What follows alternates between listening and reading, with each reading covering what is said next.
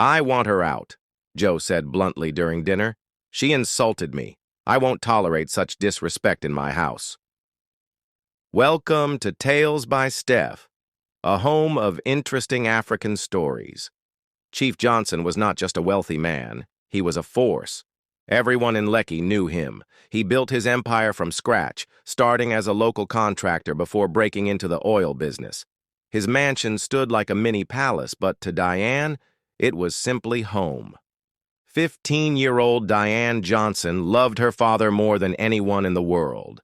And it wasn't just because of the lavish gifts, international trips, or the private school she attended. It was because he saw her, heard her, valued her. He once told her, "You are my future, my legacy. I will never let anyone hurt you." And he never did, until the day his heart betrayed him. It happened one morning. Diane was brushing her hair in front of the mirror when the house erupted in chaos. Her father had collapsed in his study. The ambulance came fast, but not fast enough. By afternoon, the doctors pronounced him dead. Just like that, her entire world went quiet. The funeral was grand. Dignitaries came in black. Speeches were made. Cameras flashed, but nothing felt real to Diane. Not the crowd, not the whispers, not even her mother's wailing. The only thing that felt real was the silence her father left behind. Her mother, Jane, changed after that.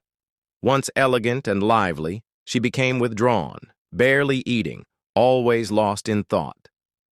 Diane stayed close to her, believing grief was just a shadow that time would chase away.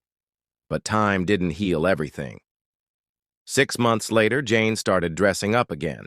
Soft makeup, fresh weaves, evening outings. She smiled when her phone buzzed and began disappearing for hours. Diane noticed, but said nothing. Everyone needed a way to cope. Then, one Sunday afternoon, Jane called her daughter to the living room. "I want you to meet someone," she said with a faint smile. "His name is Joe." Joe was tall, confident, and smelled of cologne and charisma.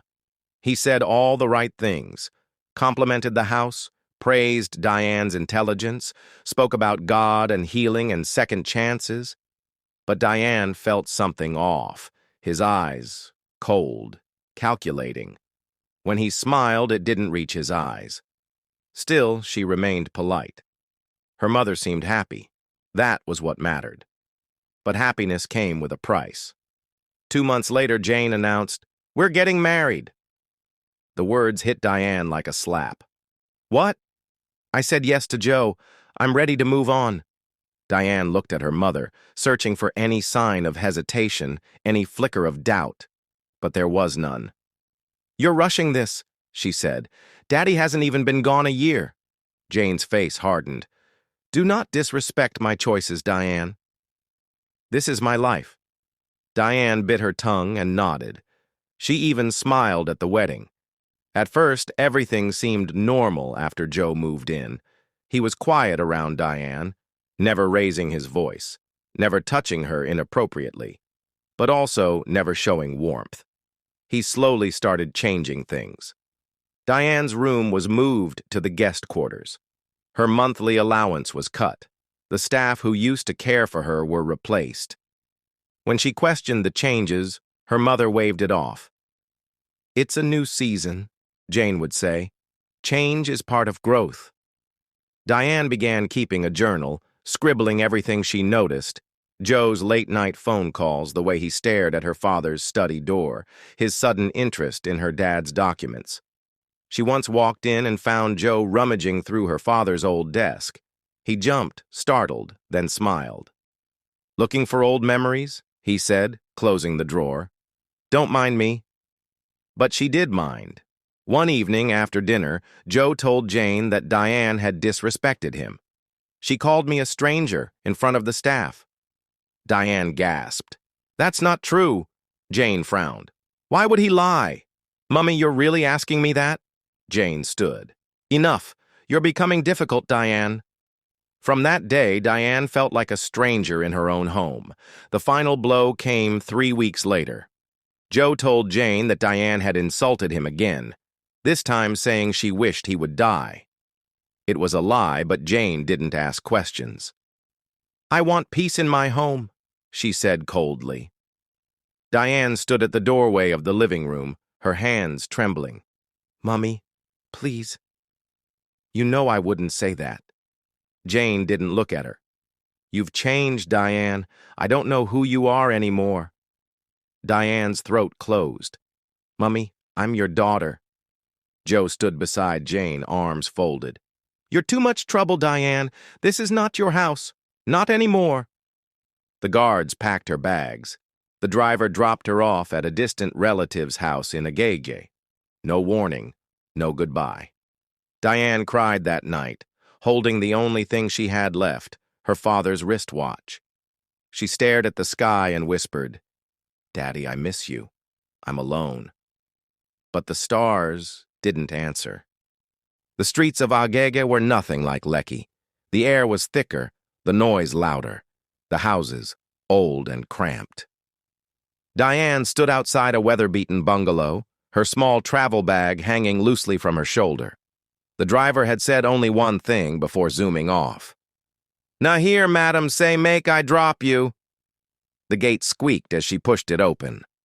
"Auntie Ngozi?" she called. A tired-looking woman stepped out of the house. "You be Jane, daughter?" Diane nodded. She shook her head. "Come inside. Your room na there. Just manage." Diane slept on a thin foam mattress that night. No air conditioning, no warm meals, no love. Just the hum of mosquitoes and the sharp stab of betrayal in her chest. She waited for a call, a text, anything from her mother. Nothing came. Weeks passed. Diane started helping around the compound, scrubbing pots, fetching water, hawking sachet water for Auntie Ngozi's neighbor. At first, she cried every night. Then, slowly, she stopped. Pain had settled into her bones. One afternoon, after returning from an errand, she overheard Auntie Ngozi on a call. "Yes, Jane, she day here. But make I tell you, this girl no get wahala. Your husband lie, now you go regret." Diane's heart twisted. Her mother didn't even ask to speak to her. That night she stared at the ceiling, whispering, "I'll make it. One day, you'll hear my name." Her break came unexpectedly. While helping her neighbor sell clothes at a roadside boutique in Yaba, a man walked in, tall, older, and dressed in a crisp white caftan. He watched Diane speak to a customer and smiled. "You're quite good," he said. Diane thanked him.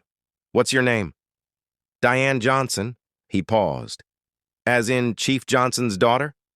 She nodded hesitantly. "You knew him?" "Knew. Gregory was my friend." The man's voice softened. "You look just like him." His name was Mr. Benedict, a retired architect who had once worked with Chief Johnson. He asked Diane what she was doing in Yaba. She didn't lie. "My mother threw me out. She married someone who didn't want me."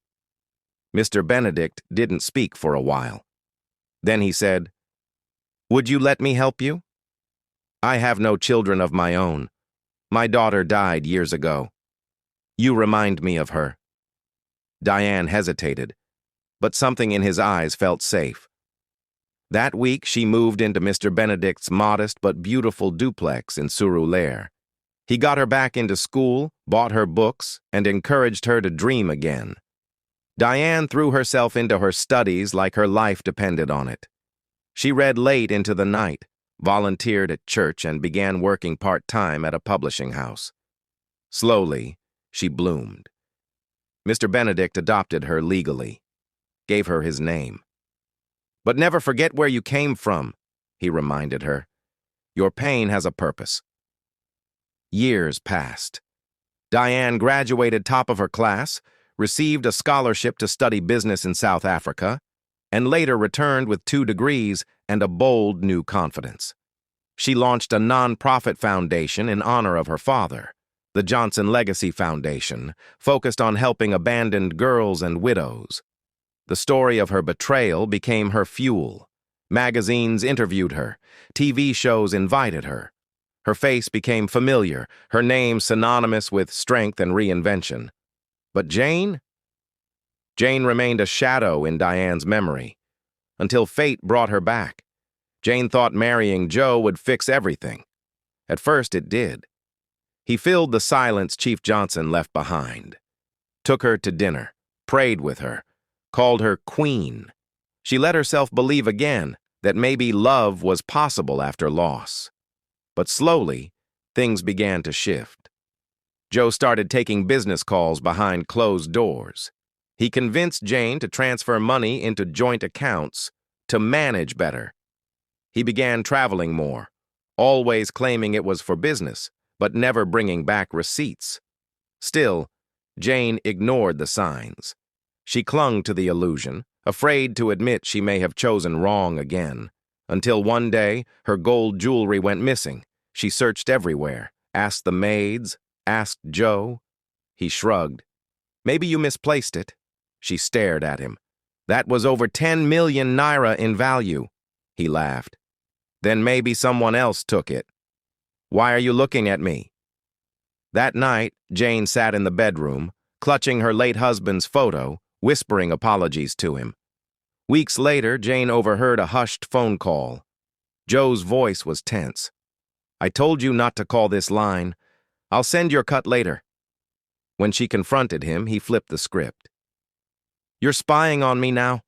After everything I've done for you?" She tried to speak, but he stormed out. The next morning, she noticed 12 million naira missing from her savings account. That's when the unraveling truly began. Joe stopped hiding his true self. He insulted her in front of the staff, drank excessively. Once he even raised his hand, but stopped himself just before the slap. "Don't push me," he said, eyes bloodshot. The mansion became a war zone. Jane slept in the guest room. Joe slept wherever he pleased. One evening, her lawyer called. "Madam, some of your properties have been transferred to an unknown name, Agege Estates." Jane's hands trembled. "That's Joe." "Yes, Ma. He's been moving things behind your back." Panic flooded her. She rushed to the land registry. It was true. Joe had forged her signature. Half of her husband's empire was now under his name. She called the police. They said it was a domestic matter. She called her church. They told her to pray. She called her friends. Most of them had vanished with her wealth. That night, Jane sat alone at the dining table, eating bread and tea, in the same house that once hosted presidents and billionaires. The silence was deafening. One day, while flipping through TV channels, she froze. There on the screen was a young woman in a white suit speaking at a charity event. Confident, poised, radiant. The chyron read, "Diane Johnson, founder, Johnson Legacy Foundation." Jane dropped the remote. Her heart nearly stopped. Diane, her daughter. The same daughter she'd thrown away. Now a public figure, a symbol of hope. She pressed her hand to her mouth and began to sob. For days, she couldn't sleep. Her mind ran wild with questions. Had Diane forgiven her? Was it too late? Joe didn't notice her breakdown. He had found another woman, a younger one. Jane saw the messages, the late nights, the lies. But this time, she didn't cry. She just packed her bags. One early morning, Jane left the mansion with nothing but a handbag and the photo of Diane as a child. She was tired of pretending, tired of pain. She needed one thing, forgiveness, and she knew exactly where to find it. The rain had just stopped when Jane arrived at the Johnson Legacy Foundation headquarters in Victoria Island. Her feet were soaked, and her heart pounded in her chest. She hadn't eaten. Her once glamorous clothes were faded, her scarf damp, her fingers trembling. She stared at the modern glass building, clean, classy, powerful, everything her daughter had become. A security guard stepped forward. "Madam, you have appointment?" She clutched her handbag. "Please, I'm her mother. I need to see Diane." The guard hesitated. Then, seeing the tears forming in her eyes, he picked up the phone. Inside the office, Diane was preparing for a board meeting when her assistant walked in. "Ma, someone is here. She says she's your mother." Diane froze. Slowly, she stood. It had been years since she'd last heard that word. When she stepped into the waiting area, her heart did something strange. Tightened, trembled. There she was. Jane, older, smaller, broken. Their eyes met. "Mummy," Diane said softly. Jane broke down, falling to her knees. "I came to say I'm sorry." People in the room turned, stunned, but Diane didn't care. "I chose a man over my own child," Jane sobbed. "I failed you. I believed lies. I shut you out. And now I've lost everything except this chance to ask, can you forgive me?" Silence. Then Diane walked forward. "You hurt me more than you'll ever know," she said. "I waited for your call, for your apology. For years," Jane bowed her head. "I don't deserve your love." "No," Diane whispered, lifting her gently. "But I still choose to forgive you. For me." Tears streamed down Jane's cheeks. "Thank you." Diane hugged her mother, for the first time in years. In the months that followed, Diane got Jane a small apartment and medical care. She never moved her into her home, but she visited. They talked. They rebuilt, slowly. Joe? He was arrested 6 months later for fraud and forgery. His downfall was loud and public. As for Diane, she continued to rise, stronger, wiser, and more graceful than ever. She had been broken, but not destroyed, because the girl they threw away came back not just healed, but whole. Thank you for watching. Please subscribe, like, and comment.